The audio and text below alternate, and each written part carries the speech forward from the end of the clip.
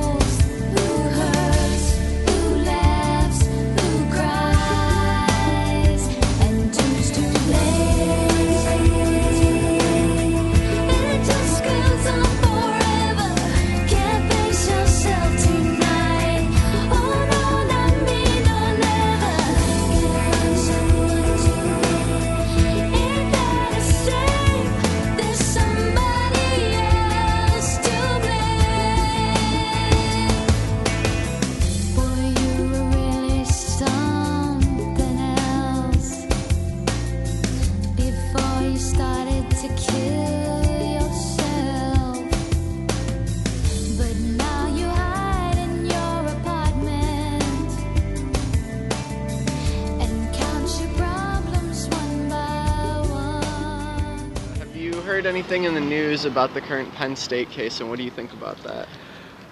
I think it's so sad, and I think it's creepy. Assistant coaches, I believe, on the team saw one of the other coaches on the team raping a young boy. You know, institutions forget what they're there for, and you know, especially at college, when you're there for kids, and you think you're there about preserving it, and you do things to protect that, and how sad that can be. Also decided to go to the higher ups in the college or in the university and report it, but none of them decided to take legal action or recourse against the perpetrator. I have no idea why it would go so long. I mean, to go 12 years, I heard, that's a long time. Or thinking that maybe they can somehow work it out within their own little system, or that they're just too shocked and overwhelmed and ashamed to do anything to make those moves. Shouldn't have went that long. Somebody should have had a backbone to speak up for them kids. People, I think, are reluctant to make a report out of fear. I mean, I think that would be the main problem as to why people don't get involved, is out of fear.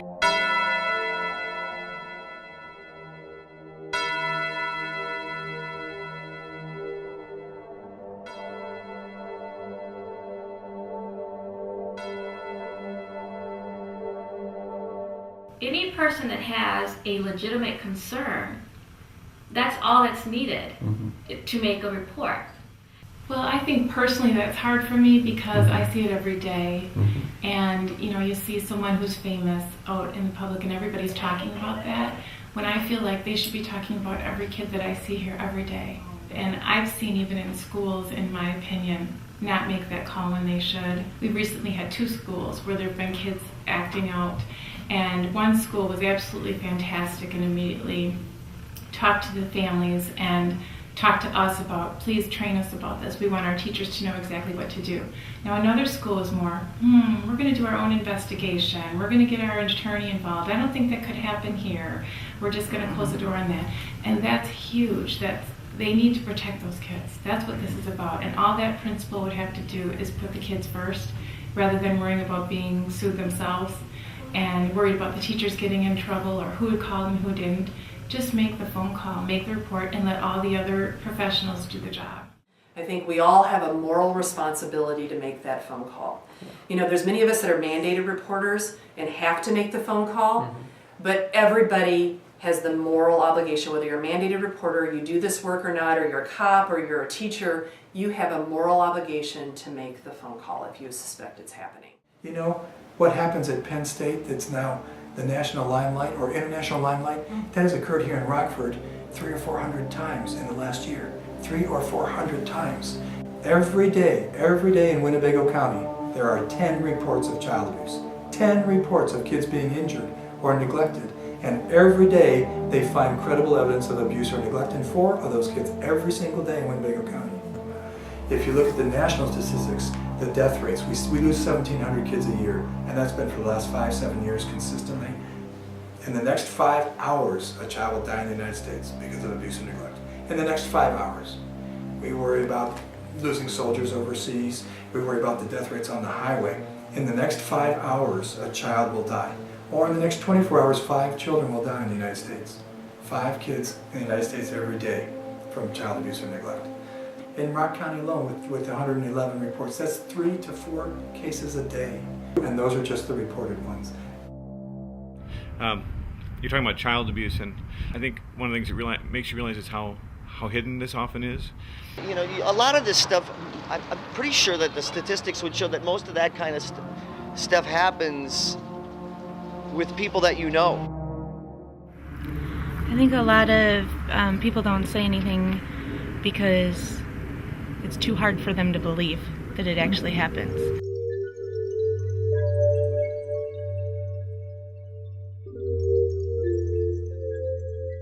Signs in children that you could see as red flags would be if they're regressing, they're staying in their room, they don't want to come out.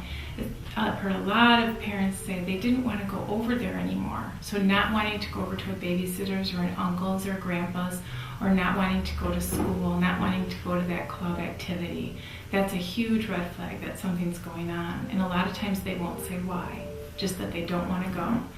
If they're having increased anxiety or depression, which can be, I can't sleep anymore, I'm having nightmares, a lot of physical symptoms. Some kids express it as having stomach aches and headaches, and the parents can't figure out why. And that can be that something's going on in their life. They're being hurt or they're being abused. If it happens in your family or you're a teacher and it happens at your school, you can become the hero by reporting it. By keeping it in, it's going to continue, and then you've continued the abuse. Some feel that it's okay to spank a child with a belt. Unfortunately, the state of Illinois says if you do that and you leave marks that persist more than 24 hours, that's child abuse. If you do it out of anger, that's child abuse. If you do it excessively, that's child abuse. Some don't consider that or don't believe that. So there is a reluctance on people to get involved because they may feel, I don't think this is abuse. I don't think what I saw was abuse.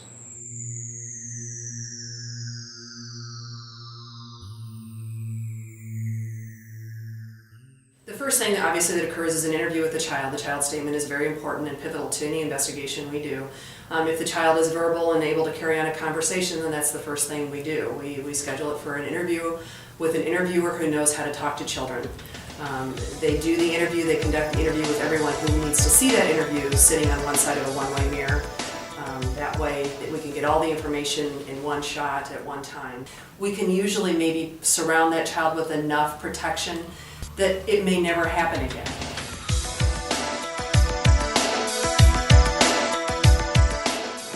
This is the scenario we see over and over again, is the failure to report, the unwillingness to accept it exists.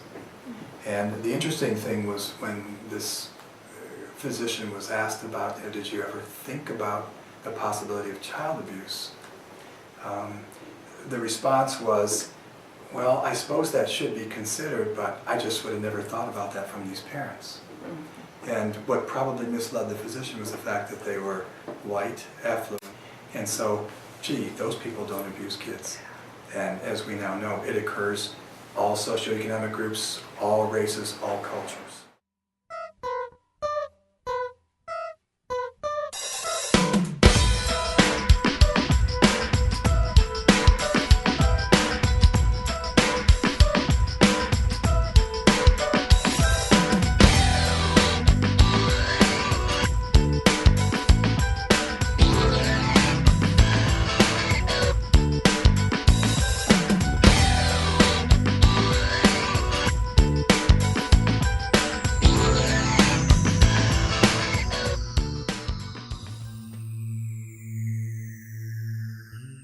Without a doubt, still far and away, it's the neglect. Not providing the appropriate shelter, not providing the calories for normal growth, not providing medical follow-up. There's roughly about 3.5 million reports every year involving about 6 million kids. And when they look into those, neglect is responsible for 70% of those, 75% of those. There's no doubt it's way too frequent, way too frequent. It costs the United States something like $102, $112 billion a year to deal with child abuse and neglect for those kids. Verbal abuse, physical abuse, sexual abuse, it's people that you know, family members, close friends. I think people just don't know what to do and they're scared. It's also, it's criminal acts.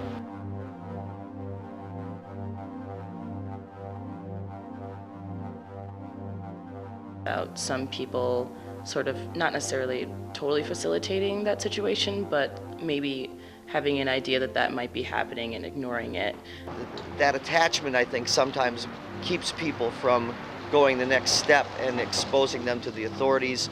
If you don't tell somebody, you can't help the victim, and it could get worse, and they could get really depressed and just hurt themselves. And go somewhere and get some help and get a process started, because these things are not going to stop on their own. They're not just going to go away. I know that in our community, I don't think they have any idea the amount of kids that we see here at the center. Because it's an ugly topic, people don't want to know that this is happening. I think this is not just sexually abused children that should be mentioned, but also in general the children that is neglected. I was reminded of the scene in Parenthood where Keanu Reeves is talking with his mother-in-law about his father, and he says something to the gist of, you have to get a driver's license to drive a car, but to let any idiot be a father. People that dabble in that sort of behavior are, they have a sickness. And we have to educate not just the children, but also the parents of also the previous generation, how important younger generation form the new century, the new world. You hear about the murders and the drive-bys and the burglaries, but people don't want to hear about the 500 some kids that were seen here because of sex abuse. And it's here. The reason why people don't maybe tell or don't think it's a big deal if a child would get abused or something happens at a school is that it's so common now for our kids to see things that are sexualized in media, and they're used to seeing that, so they don't think, oh, this is important, I better tell mom that someone said this at school or someone did this to me at my club. And so I think part of it is just the exposure that kids get, and that parents allow that exposure either on the internet or on the TV shows that we see. A lot of parents are letting kids see rated R movies or PG-13 that they never should be seeing. So these kids are used to this and this sexualization in our society. And if you don't have kids being told, you can't watch, this is inappropriate, this is not okay.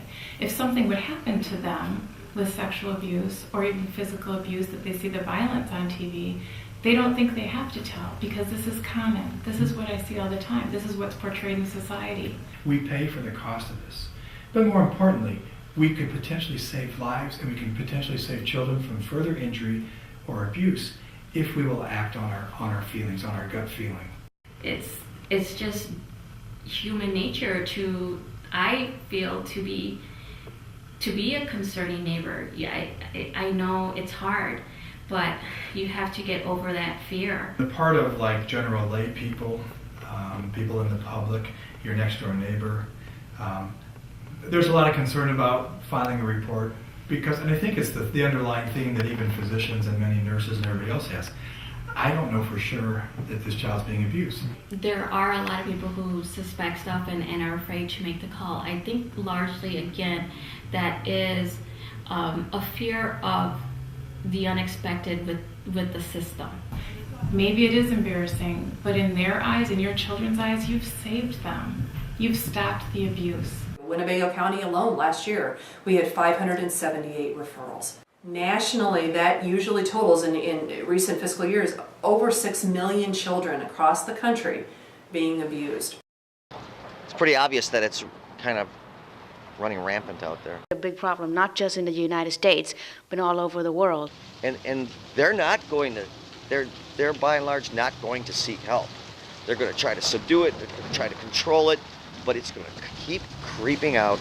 It might be difficult for people to accept the fact that their child might be being abused. And I think of, for us as people of faith, that we understand that God is present most often and most deeply in those who are most vulnerable. And so as children, are the ones God is so deeply concerned about that we often forget about. It's not fair to not tell, not just for the victim, but for the person with the sickness, because it's not getting them the help they need, and then it'll keep going and going and going. And these kind of persons need to be, and I know it's a real slippery slope, but better that than to have kids, having to go through that experience at young ages. It stigmatizes you potentially for the rest of your life. It hurts everybody involved then, and more people than you even know in the future. It's set up to be a secret. So if we don't tell and we don't make the report, then we're just allowing the secret to continue and allowing the abuse to continue.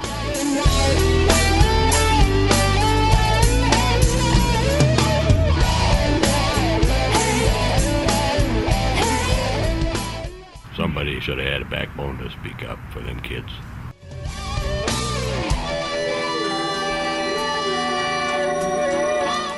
When children do tell what's happened to them, they just want it to stop.